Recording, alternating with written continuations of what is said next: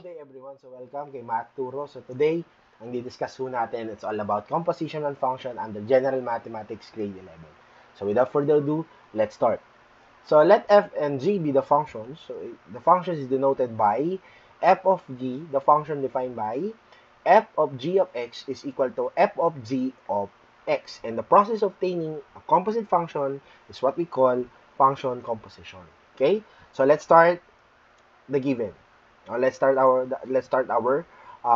discussion by presenting the two given functions. So f of x will be 4x plus 5 and g of x is x squared plus 4. So the examples that we need to find is the value of f of g, g of f, and f of f. So we need to find the value of the functions given in our slide. So let's start with the first function. That would be the first set of functions. That would be f of x, f of g of x. So, makikita ho natin sa top right ng ating screen ay yung value ng f of x at saka g of x. So, lagi natin sinusulat yung given nang sa ganun ay hindi po tayo malilito. Ano? So, first thing that we need to do is to copy the formula or what we call the format in solving composition and function. So, f of g of x is equal to f bracket g of x. So, pwede pong parenthesis, pwede rin pong bracket. It's up to you, no? Kasi ang function lang naman yan is to multiply, no?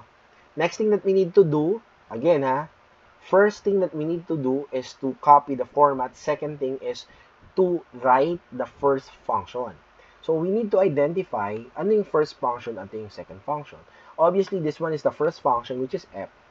So ang gagawin po natin yan sa f function na yan ay kokopyahin po natin 4x minus 5. Ano po ang trabaho ng second function? Ang trabaho po ng second function ay papalitan niya lahat ng x value doon sa first function nyo. So, ano ba yung first function natin? 4x minus 5.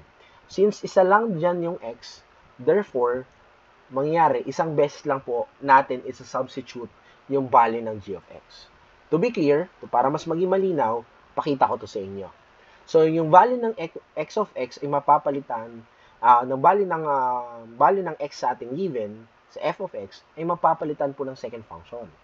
And since ang second function natin ay g of x, so therefore, yan na po yung magiging sagot. Yung instead of x, you will now substituting the function g of x. And next thing that we need to do is look for the corresponding value of g of x. Ano ba yung corresponding value ng g of x? X squared plus 4. So you're gonna replace g of x to x squared plus 4. And next thing that we need to do is distribute. So, 4 times x squared, positive 4x squared. 4 times positive 4, that would be positive 16.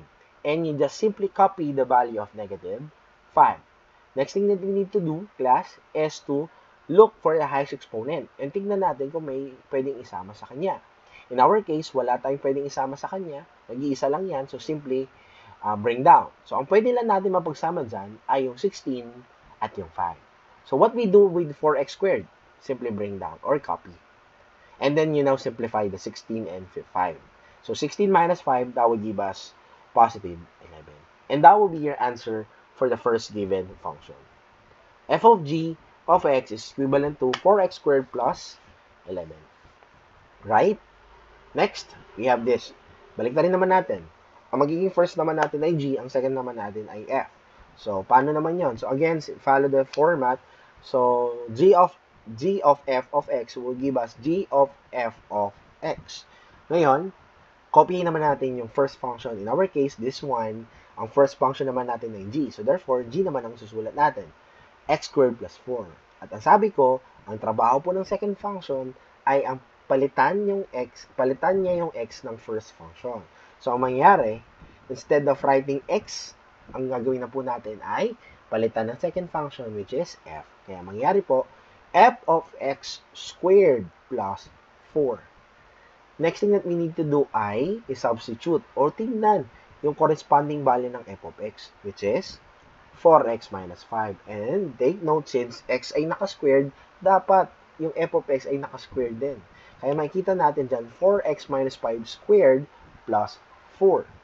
And paano mo si-simplify? You expand. Expand mo na lang, since squared, dalawang 4x minus 5. Kaya ganito po yung nangyari. So, 4x minus 5 times 4x minus 5 plus 4. Next, you apply FOIL method of squaring binomial. Nasa inyo po yan. Basta tama yung pag-multiply, wala ho tayong magiging problema, no? So, let's start with the first term. So, 4x times 4x, 16x squared. 4 times 5, 4 positive times negative, that would be negative. So, 5 times 4, that would be 20, and copy the variable x. Next, positive times negative is also negative, and 5 times 4 will give us negative 20. And just simply copy the variable x. And negative 5, or negative times negative, that would be positive, and 5 times 5, that would give us positive 25. And then, ano pong natira? Yung 4. Kokopyahin lang po natin yung 4 doon sa ating sagot. Next, you observe kung anong pwede pagsamahin. Okay? Ngayon, since wala tayong pwede ipagsama, we simply bring down the highest exponent, which is 16x squared. Kasi wala tayong pwedeng combine doon sa nag-obtain na may mataas na exponent. Since, gagawin na lang po natin, in our case, i-bring down na lang po yung 16x squared. So, ano po na-observe nyo? Sa natira? Ano ang pwede pagsamahin? Yung negative 20 at negative 20. Since pare sila ng sign, we need to add. So, negative 20 minus 20, that will give us negative 40. And then, just copy the variable x. Kasi wala naman pong nangyayari sa exponent kapag tayo ay gumagamit ng addition at subtraction. Next, pwede rin naman ma-simplify yung 25 at 4 because they are both constant. The term constant, which is 25 and 4. So, 25 plus 4, that will give us positive 29. And to finalize our answer, that will be this. 16x squared minus 40x plus 29. So, I hope nagiging malinaw na, no? Yung pag-solve ng composition on function. So, let's have the final example in this scenario. So, that will be f of x. So, pwede po na isang function, tas ulitin po. Maaari po yan. So, wag po tayo magtataka na bakit po naulit yung function f. No, pwede po mangyari yun kapag composition ng function. So, let's start. So, again, the first function is f, the second function is also f. So, ang gagawin mo, isa doon para sa labas at isa doon para sa loob ng parentheses or bracket. Next thing that we need to do is copy the first value, which is f, 4x minus 5, and lahat ng x na nakikita natin doon ay mapapalitan din po ng f of x. Kaya mangyari, ito po, 4 times f of x minus 5. And then, palitan po siya ng 4x minus 5. And then, simplify. Distribute the value of 4 to the value of f of x. So, 4 times 4x, that will be 16x. And 4 times negative 5, that will be negative 20. And you just simply copy the value of the remaining term, which is negative 5. And obviously, wala kang pwedeng combine dito sa value ng x. Kaya, ang pwede mo lang natin combine ay yung negative 20 at yung negative 5. So, obviously, ano po gagawin sa 16x na yan? Bring down na lang po. At we need to simplify dun sa yellow box, yung negative 20 minus 5, and the result will be negative 25. And that is the answer for the value of f of x. So, I hope wala ng question pagdating sa composition of function na hindi po involved yung value ng x. So, allow me to have the second scenario, which is this. So, pinalitan ko na rin siya ng given para mas makita ninyo yung kaibahan kapag meron na siyang given value yung x. So, ano po kailangan gawin? Determine the function f of g of negative 3, g of f of positive 2, and f of negative 5. So, let's start. So, let's deal with f of g of negative 3. So, magkaiba yung approach Again, kung makikita nyo po dyan sa ibang mga math tutorial, iba yung approach nila sa approach na ituturo ko, no? So, ano po ba ang unang gagawin dito? So, first thing that I need to do is deal with the second function in the given value. Second function muna. Hindi ko muna papakilaman yung second function. Ay, yung first function rather. So, I need to deal with the second function and the value of x, which is negative 3. So, ano po mangyari dyan? E di gawin ko, sulat ko muna yung g of x, which is x squared minus 2x plus 3. And then next, palitan ko na yan ng value ng negative 3. So, lahat po ng x na nakikita nyo ay papalitan ko ng negative 3 doon sa second function, which is g. So, ano mangyari? Negative 3 squared minus 2 minus 3, negative 2 times negative 3 plus 3. So, let me repeat. Anong po mangyari kapag sinubstitute na negative 3 squared minus 2 times negative 3 plus 3. Next, you simplify.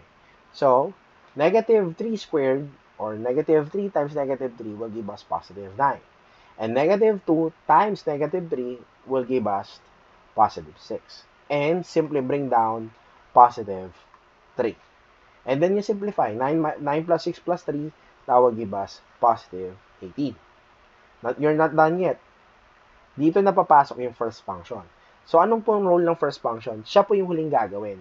So, whatever is the value of the second function, na-evaluate natin yung second function, kung ano po yung value niya, siya naman po ang gagamitin natin as value of x. Kaya mangyayari dyan, nakikita po natin na instead of writing x, we write the value of 18. Because 18 is our answer a while ago. So, 3 times 18 minus 4. So, 3 times 18 will give us 54 minus 4. So, the answer would be positive 50. So, magkaiba yung approach ha, guys, ng tinuro ko kanina kaysa dito. Kasi pang may value, unahin nyo muna yung second function. Okay. So, after nyo makuha o masimplify yung second function, saka nyo lang papakilaman yung first function para mahanap yung value. Tandaan na, kapag may value na yung x, therefore, dapat value na rin yung sagot nyo. It's either decimal, fraction, or whole number. Mapa-negative or positive number. Okay? Next. G of f of 2. So, paliktarin naman natin. So, this time, 2 naman yung ating value ng x. So, again, you deal with the second function and the value of x, which is 2. So, copyahin mo muna yung second function na f. So, 3x minus 4. So, anong trabaho ni 2? Pasok dun sa x. So, ano mangyari? 3 times 2 minus 4. So, ibaba. We need to multiply. So, 3 times 2 will give us 6 minus 4. Alright? So, bring down my negative 4. Kaya naging minus 4 yan. So, 3 times 2 is 6. Bring down negative 4. Next is 6 minus 4. That would give us positive 2. Again, you're not done yet. Because this value is the one na we need to change doon o sa substitute doon sa first function natin. It happens that would be g. Kaya yung g of x natin ay x squared minus 2x plus 3. So, lahat ng x ay mapapalitan ng 2. So, from x squared, naging 2 squared minus 2 times 2 plus 3. So, let's start. So, negative 2 squared, that will be positive 4. Negative 2 times 2, that's negative 4. And bring down positive 3. So, 4 minus 4, that would be 0. Plus 3, and that would be positive 3. So, that would be your final answer in g of f of 2. So, I hope magiging malinaw na, no? So, kung paano kong ginagawa or paano step by step sinisimplify o sinusolve ang kada isang given value o given scenario ng composition on function. Last given natin will be f of negative 5. So, again, pinagsama natin yung isang function.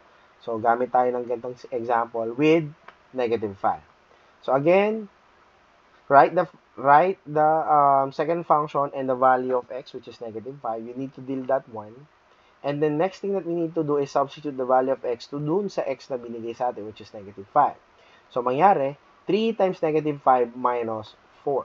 So, 3 times negative 5 will give us negative 15 minus 4. We bring down negative 4 minus 4. Since parehas sila ng sign, ina-add po ba natin o sinusubtract? Ina-add po. So, every time na parehas po ng sign, ina-add natin. So, 15 and 4, that will give us 19. And just simply copy the sign which is negative. Next is to deal with the first function. It happens sa f din yun. So, mangyari, copyin mo muna ulit yung f. At yung sagot natin na negative 19, ang magiging value dito. It's supposed to be negative 19. Correction in this case, no?